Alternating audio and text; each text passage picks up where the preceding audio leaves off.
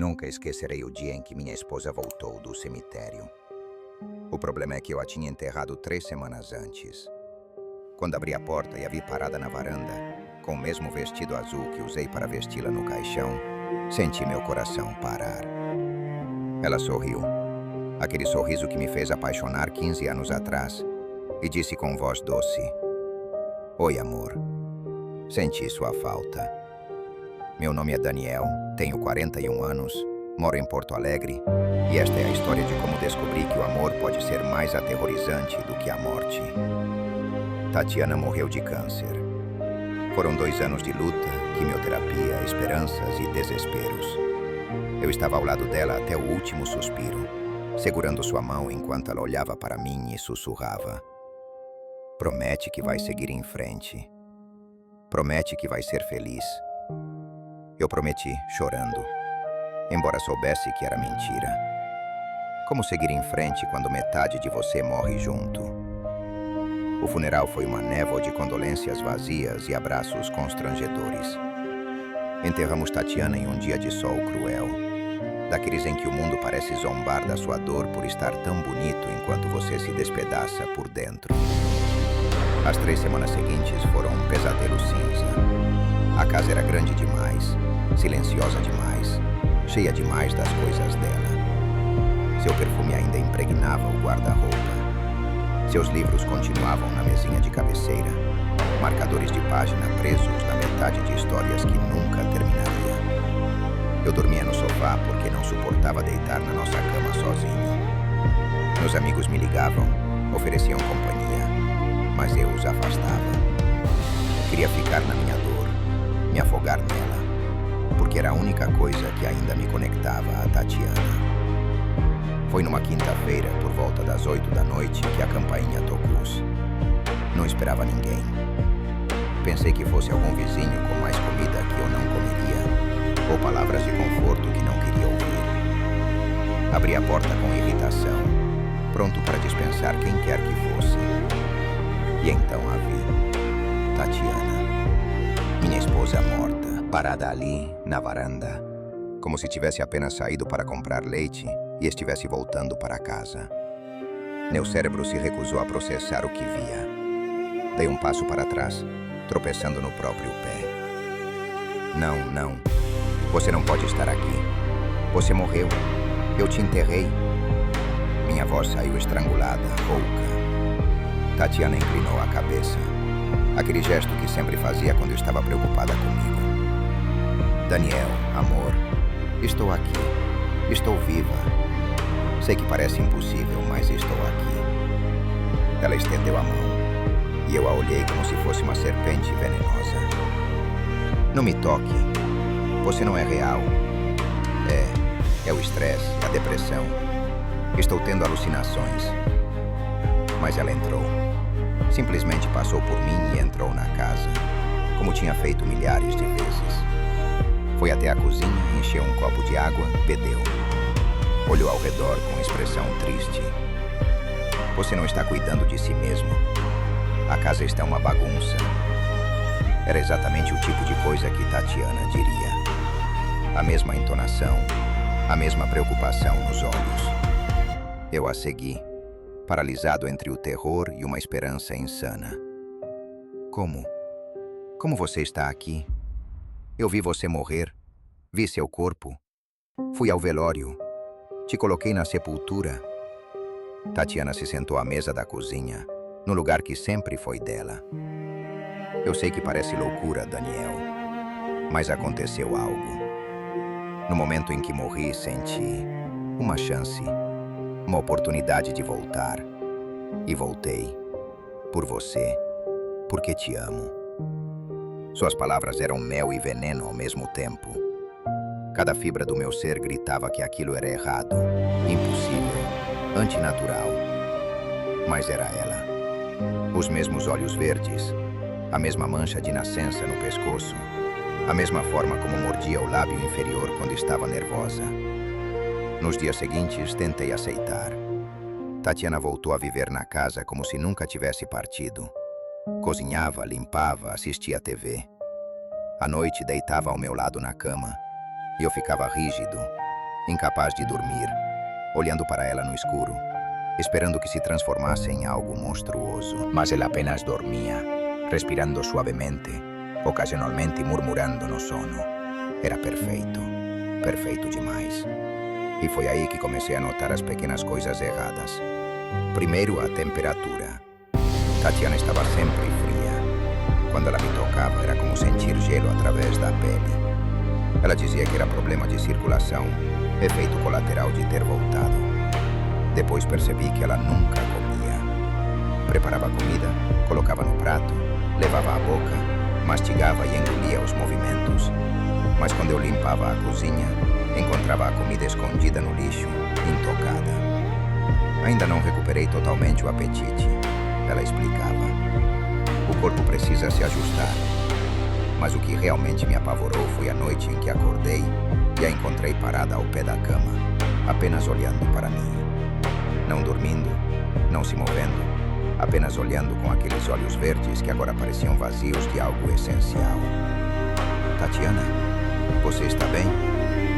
Ela piscou lentamente, como se voltasse de algum lugar distante. Estava apenas te admirando. Amo tanto te ver dormir. Sorriu, mas o sorriso não alcançou os olhos. Não consegui voltar a dormir naquela noite. Decidi investigar. Fui ao cemitério pela primeira vez desde o enterro. Caminhei até o jazigo da família, meu coração batendo descompassado. E então vi. A sepultura de Tatiana estava intacta, a lápide brilhando ao sol, flores frescas que alguém tinha deixado. Nenhum sinal de profanação, nenhuma indicação de que o túmulo havia sido aberto. Chamei o coveiro, um senhor idoso que trabalhava ali há décadas. A sepultura da minha esposa, ela foi mexida? Alguém abriu? Ele me olhou com compaixão e confusão. Não, senhor. Está lacrada desde o dia do enterro. Por quê? Aconteceu algo? Voltei para casa em estado de choque. Tatiana estava na sala, dobrando roupas. Quando me viu, sorriu. Como foi seu passeio? Minha voz saiu trêmula. Fui ao cemitério. Sua sepultura está intacta. Ela parou de dobrar as roupas, as mãos ficando suspensas no ar. O sorriso permaneceu, mas algo mudou em seus olhos. Algo escuro. Claro que está. Eu não saí de lá fisicamente, Daniel. Vim de outra forma. Senti o sangue gelar. Que forma? Tatiana, o que você é? Ela se levantou lentamente e, pela primeira vez, vi seu corpo de verdade. As bordas dela eram ligeiramente translúcidas, como se estivesse feita de névoa solidificada. Como não tinha percebido antes? Sou amor, Daniel.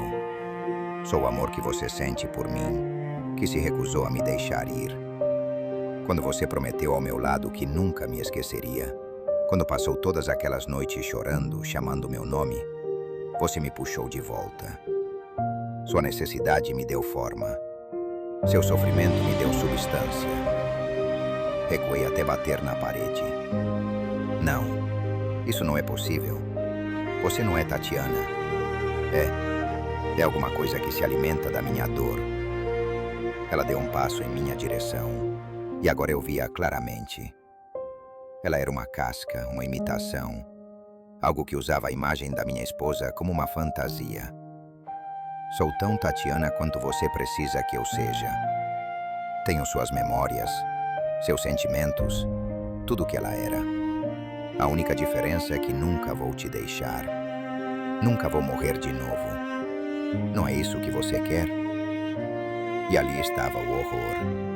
Parte de mim queria tanto acreditar, queria tanto ter minha esposa de volta, que estava disposto a ignorar toda a verdade gritante. Mas você não é real, sussurrei. Tatiana se foi. E você é algum tipo de parasita se alimentando da minha recusa em aceitar isso. A expressão dela mudou. A máscara de amor caiu. E o que vi por baixo me fez querer gritar. Parasita? Sua voz saiu distorcida, múltipla. Eu existo porque você me quer aqui. Eu sou seu desejo, sua necessidade, sua incapacidade de seguir em frente. Me mande embora e você estará verdadeiramente sozinho, para sempre. Lágrimas escorriam pelo meu rosto. Ela estava certa. Mandar embora significava aceitar a morte de Tatiana de verdade. Aceitar que nunca mais a veria. Nunca mais ouviria sua voz. Significava viver com o vazio, com a ausência, com a dor constante. Por favor, implorei. Me deixe ir. Me deixe sofrer. Me deixe curar. Isso não é amor. É uma prisão. A criatura usando o rosto de Tatiana se aproximou até estarmos a centímetros de distância. Senti o frio emanando dela. Um frio de tumba, de morte, de coisas que não deveriam andar entre os vivos. Você tem que me libertar, Daniel. Tem que escolher. Eu não posso ir embora a menos que você verdadeiramente me deixe ir. E então entendi. Era um teste. Um teste da minha própria psique, do meu próprio coração. Enquanto eu me agarrasse à ilusão, enquanto preferisse a mentira confortável à verdade dolorosa, essa coisa existiria. Fechei os olhos, respirei fundo e disse as palavras mais difíceis da minha vida. Tatiana, eu te amo. Sempre vou te amar. Mas você se foi. E eu preciso aceitar isso. Preciso deixar você descansar. Preciso deixar você ir. Quando abri os olhos, ela estava chorando. Mas eram lágrimas reais dessa vez. Lágrimas de alívio. Obrigada, ela sussurrou. E sua voz era a de Tatiana de verdade. Não da coisa que tinha se passado por ela. Obrigada por me amar o suficiente para me libertar. E então ela começou a se dissolver, como névoa sob o sol da manhã. Seus contornos se desfaziam, se tornavam transparentes, e através dela pude ver a parede atrás. Seja feliz, meu amor. Foram suas últimas palavras. Viva, por mim. E então ela sumiu. Fiquei ali parado, sozinho na sala, chorando como não chorava desde o funeral. Mas dessa vez era diferente. Era um choro de libertação, de aceitação, de finalmente soltar. Nos meses seguintes, comecei terapia. Comecei a sair de casa, a aceitar os convites dos amigos, a permitir que a vida voltasse lentamente. Guardei as coisas de Tatiana com carinho, mas sem dor. Visitei seu túmulo, mas sem desespero. Contei histórias sobre ela, ria das memórias, mas não me afogava nelas. Um ano depois, conheci alguém. Marina, professora de literatura, com um sorriso gentil e olhos que tinham visto sua própria parcela de dor. Não era substituição, não era esquecimento. Era um novo capítulo, uma nova história. Na noite em que a beijei pela primeira vez, senti uma brisa suave no rosto, como um sussurro de aprovação. E soube que Tatiana estava em paz, e que eu também poderia estar. Aprendi que o amor verdadeiro não prende, ele liberta. Que honrar os mortos não significa morrer junto com eles, mas viver de uma forma que os orgulharia. E que o maior ato de amor às vezes é simplesmente deixar ir, mesmo quando cada célula do seu corpo implora para você segurar mais apertado. O terror daquela experiência não estava no sobrenatural, mas em enfrentar minha própria incapacidade de aceitar a perda. E a coragem que encontrei para finalmente dizer adeus foi a coisa mais difícil e mais importante que já fiz.